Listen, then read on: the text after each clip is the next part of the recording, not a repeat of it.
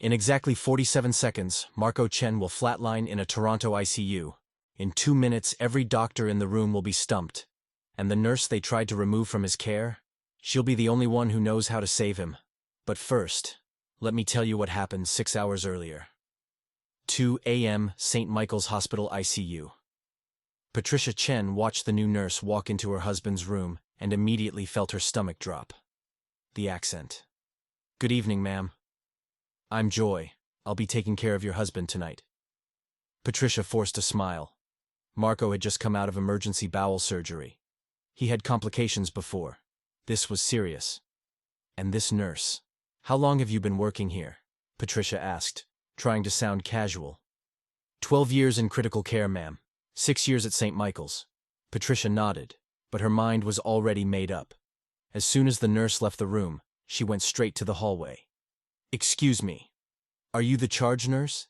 Is there someone else who can take care of my husband? Someone more experienced?" "It's just, with her accent, I'm worried about miscommunication. My husband's had complications before, and I just want to make sure." The charge nurse's expression was carefully neutral. "Ma'am, Joy Reyes is one of our best critical care nurses. Your husband is in excellent hands. I'm sure she's nice, but..." She graduated top of her class in Manila, passed her Canadian boards on the first try, and has been nominated for Employee of the Month 4 times. I promise you there's no one I'd trust more with a critical patient. Patricia pressed her lips together. "Fine. Okay." Back in the room, Joy was adjusting Marco's IV, checking his vitals with calm efficiency. She'd heard every word through the open door. She'd heard it all before. She smiled warmly at Patricia anyway. "Your husband's vitals look stable. I'll be checking on him every hour. Try to get some rest, okay?" 11:47 p.m. Joy was at the nurse's station reviewing labs when something made her pause. Marco Chen's potassium, 5.2 milliequivalents per liter. High normal. Borderline. She pulled up his medication list. Lasix increased that morning. ACE inhibitor for blood pressure. Both drugs that could spike potassium levels. She made a mental note and moved on. But something nagged at her. At 1:52 a.m., Marco's monitor alarm screamed. Joy was moving before anyone else even looked up. Down the hallway, into his room. Marco's heart rate, 142, irregular rhythm, blood pressure dropping fast. "Mr. Chen, can you hear me?" His eyes rolled. Chest tight, can't... Joy slammed the code button. "I need the rapid response team in room 7, now." Patricia jolted awake. "What's happening?" "His heart rhythm is off. The team is coming." Joy's hands flew, adjusting oxygen, checking lines, pulling the crash cart closer. Dr. Harrison burst through the door, looking annoyed at being woken. "What have we got?" "Post-op day 1. Sudden onset tachycardia. Irregular rhythm. BP dropping." And then Marco's eyes rolled back. His body went rigid. The monitor erupted into chaos, the jagged, deadly pattern of ventricular fibrillation. VFIB, code blue. The room exploded with people. "Start compressions! Charging to 200! Clear!" Thump. Marco's body jolted off the bed. Still V-fib. "Continue CPR. Push epi." Joy drew up the epinephrine with hands that didn't shake. She'd done this 100 times. "Charging to 300. Clear." Thump. The same deadly rhythm. Patricia collapsed against the wall, her hand over her mouth, unable to scream. "Another round of epi. Charging to 360. Joy's eyes locked on the monitor. Something was wrong. V-fib that wouldn't respond to defibrillation meant something else was going on. Then she saw it. Between the chaotic spikes, the T-waves. Tall, peaked, sharp. Oh God. Her mind raced. Peaked T-waves. Hyperkalemia. His potassium from earlier. 5.2 8 hours ago. Lasix increased. Post-surgical kidney stress. The level could have climbed dangerously high. If she was right, they could shock him all night and it wouldn't matter. The electricity couldn't fix a chemical problem. If she was wrong... She looked at Patricia, watching her husband die. Joy's voice cut through the chaos. "Wait!" No one heard. "Wait!" Louder now. Dr. Harrison spun on her, furious. "Nurse Reyes, we're running a CODE." His potassium. Joy's voice was steel. Look at the T waves. Peaked. When were his last labs? 6 p.m. His potassium was fine. That was 8 hours ago, before his Lasix increase, before his kidneys had all night to fail post-surgery. The words came like bullets. Look at the rhythm. This isn't responding because this isn't a primary arrest. He's hyperkalemic. The room went dead silent except for the alarms. Dr. Harrison stared at her, then at the monitor. His face went white. Calcium gluconate. Now. And insulin with D50. I have it. Everyone turned. Joy held up 2 syringes, already drawn, already labeled. When did you? Dr. Harrison couldn't finish the sentence. 2 minutes ago. When I realized. He grabbed the calcium gluconate and pushed it through the IV. 5 seconds. 10. 15. The monitor began to change. The wild peaks smoothed. The rhythm organized. Sinus rhythm, someone whispered. I have a pulse. BP rising. 98/62. 106/70. Marco gasped. His chest rose. His eyes fluttered. He was alive. The team cleared out slowly, exhausted, shaken. Dr. Harrison stood frozen, staring at the monitor. That was... Nurse Reyes, you just... None of us saw it. You saved his life. Joy was already checking Marco's vitals, adjusting his oxygen. Just doing my job, doctor. No. His voice cracked. That was extraordinary.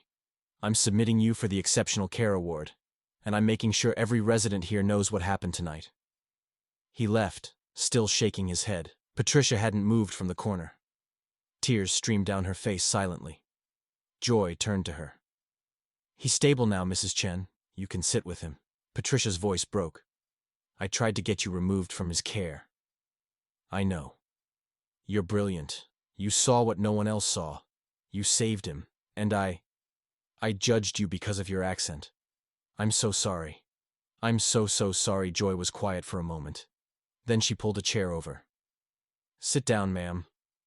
Patricia collapsed into it. Joy knelt beside her, eye level. Mrs. Chen, you were terrified. Fear makes us do things we regret. I understand that. But you're amazing. Where did you even learn? I learned medicine in English before I learned how to order coffee in English. Joy's voice was gentle but firm. I graduated top of my class in Manila. I've worked in 3 countries, in conditions you can't imagine. My accent doesn't change what's in my head, or what's in my heart. She stood. Your husband needs you calm and strong when he wakes up. So forgive yourself, take a breath, and be ready for him. Joy? Patricia called as she reached the door. Why did you still save us? After what I said, you could have done the minimum. Let someone else figure it out. Why? Joy turned back, and her eyes were fierce. Because that's not who I am, Mrs. Chen. I didn't spend 12 years perfecting my skills to use them selectively. I'm a nurse. When you're dying, I save you. Even if you don't think I'm good enough. Even if you tried to have me removed. Her voice softened. Your opinion of me doesn't change who I am. And who I am is someone who doesn't let people die when I can save them. Patricia couldn't speak. She just nodded through her tears. 6:47 a.m. Sunrise over Toronto. Joy was finishing her shift when the charge nurse found her with an envelope. Mrs. Chen wrote to hospital administration. About you. I've never seen anything like this in 20 years. The letter was 3 pages, handwritten. Nurse Joy Reyes saved my husband's life when no one else saw what was killing him.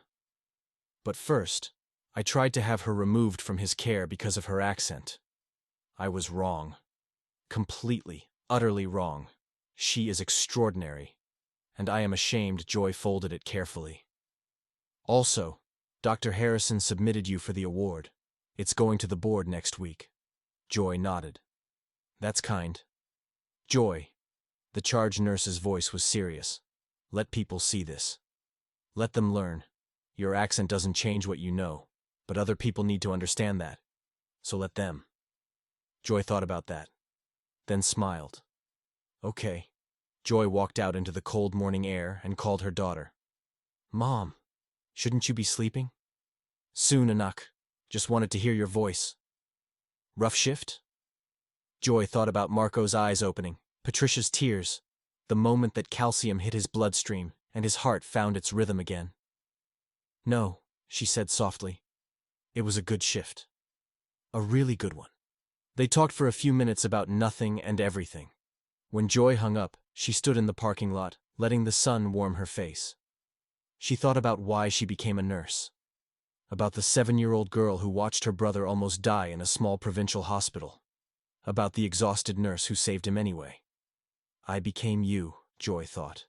I became the person who saves people on their worst night. Then she drove home. Ready to sleep. Ready to dream. Ready to do it all again. Because that's what she did. Every single shift. She saved lives, not with perfect English, but with knowledge, skill, and a heart that refused to be broken by judgment. No matter how she sounded, no matter who doubted her, no matter what. 3 weeks later, Joy received the Exceptional Care Award. Marco and Patricia sat in the front row, applauding longer than anyone. Dr. Harrison made the story mandatory teaching for all residents. This is what clinical judgment looks like. This is what happens when you listen to your nurses.